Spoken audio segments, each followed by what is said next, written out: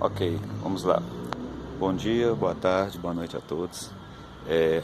O que aconteceu? A moto foi fazer a troca de óleo de 6.000 quilômetros numa uma loja daqui da minha cidade. E aconteceu o seguinte, logo após o atendente, não era nem um mecânico especificamente, ele foi fazer a troca de óleo e ao soltar o parafuso, ele soltou o parafuso errado, que é o parafuso do lado da corrente de comando. E depois de trocar o óleo, eu já tinha visto na internet que não era para mexer nesse parafuso. A mola perdeu pressão e além do que ele montou errado, montou com a cabeça, a pontinha de borracha virada para trás.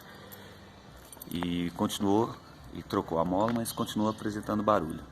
Mas eu acredito que o barulho dessa vez seja por causa do óleo.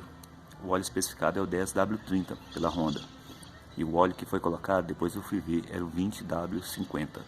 É um óleo com a viscosidade maior. Isso eu acredito, e pelo que eu me informei também, e tenho um leve conhecimento de mecânica, é um óleo mais viscoso. Então até ele lubrificar todas as partes do motor, e principalmente essa parte, ele vai gerar esse barulho. A moto depois de aquecida, ela para o barulho. A moto está fria, não liguei ela hoje e vou fazer a troca, vou passar para o óleo 10W30. Vou ligar a moto agora.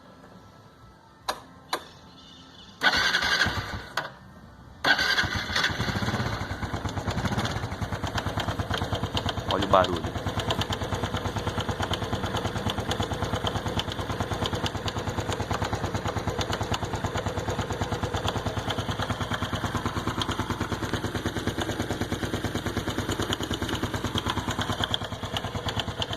Vou pausar o vídeo, vou trocar o óleo, logo depois eu vou ver como vai ficar.